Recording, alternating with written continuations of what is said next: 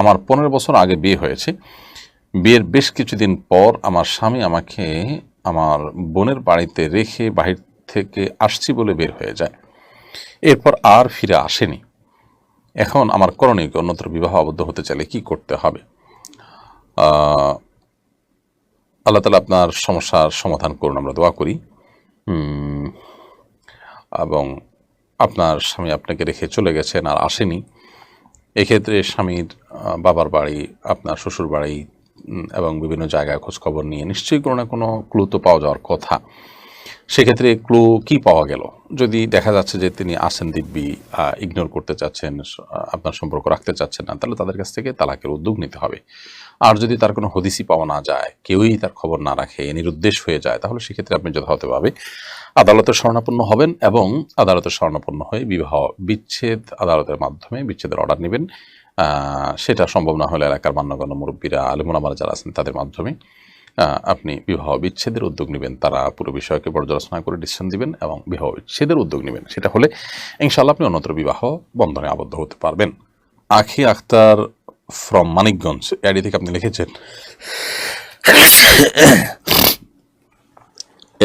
লিখেছেন নারীদের হাতে মেহেদি ডিজাইন ব্যবসায় বেপর্দা নারীর গুনার ভাগিদার কি ডিজাইনার হতে হবে?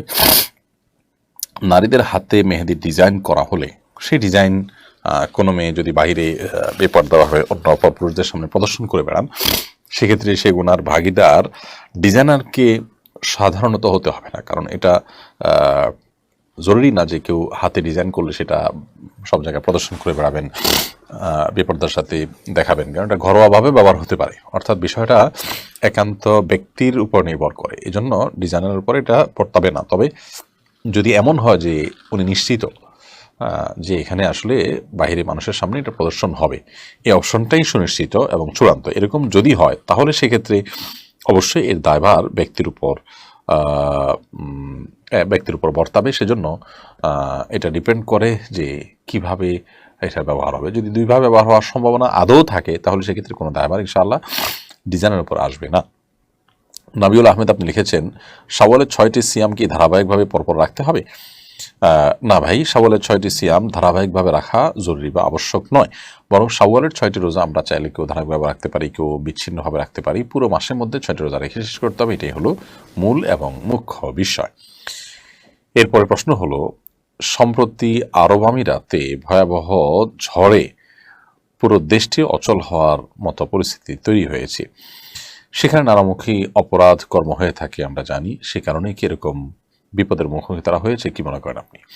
দেখুন, আলহামদুলিল্লাহ, আল্লাহ রাব্বুল আলামিন আমাদেরকে এমন একটা দিন দিয়েছেন যে দিনের মধ্যে আমাদের প্রত্যেকটা পরিস্থিতিকে আমরা কোরআন হাদিসের আলোকে মূল্যায়ন করার সুযোগ লাভ করি। যে কোনো বিপদ আপদ হবে, যে কোনো মুসিবত হবে, ইমানদার সেই মুসিবতকে আল্লাহ তাআলার পক্ষ থেকে সতর্ক বার্তা হিসাবে দেখবেন। এটা একটা ইমানদারের কমন একটা বিষয়। দুবাইয়ে, বিশেষ করে আরব আমিরাতে, দুবাইয়ে আপনার নানা রকমের অপরাধ কর্মের যে আপনার অবাধ সুযোগ রয়েছে।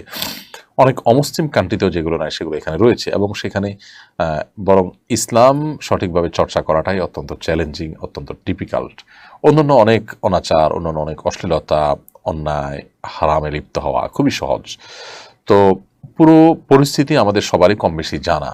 একটা মুসলিম প্রধান দেশের এরকম দুরবস্থা আমাদেরকে পীড়া দেয়, আমাদের কষ্ট লাগে, আমরা তাদের কল্যাণকামী হিসাবে আমাদের কাছে ভালো লাগে না।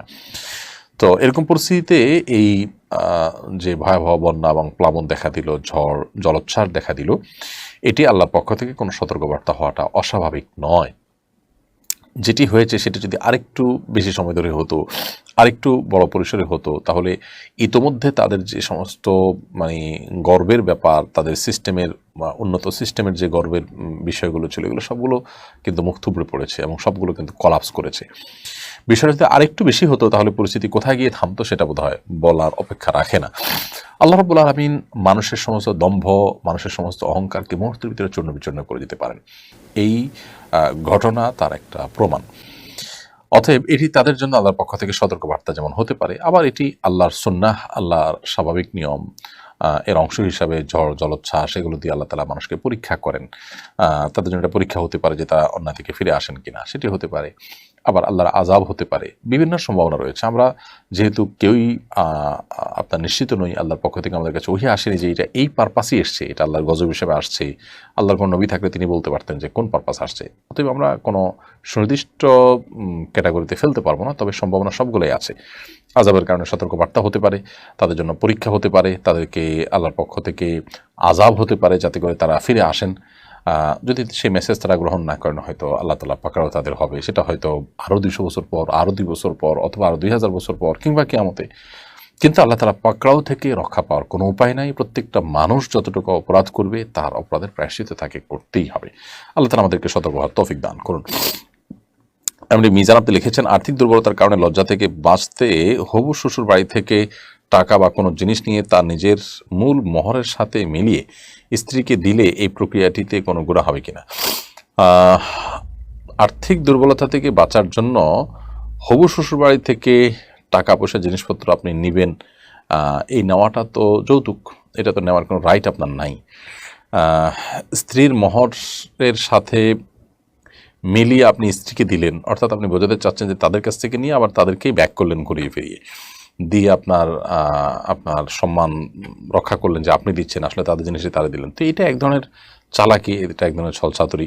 মোহর আপনি দিয়েছেন, কিন্তু তাদের স্ত্রীকে আলাদা কিছু হাদিয়া দিতে হবে, সেটা আপনার কাছে নাই, তো তাদের কাছ থেকে নিয়ে আবার তাদের মেয়েকে দিলেন।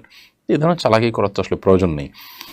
বিবাহের ক্ষেত্রে আপনি যদি দিনদারিতাকে দেখে বিবাহ করে থাকেন, তাহলে সেক্ষেত্রে আপনার শ্বশুরবাড়ি, আপনার স্ত্রী, তারা তো আপনার অর্থকড়ির দুর্বলতা, আর্থিক দুর্বলতা, এটার কারণে তারা আপনাকে ছোট মনে করার কথা না।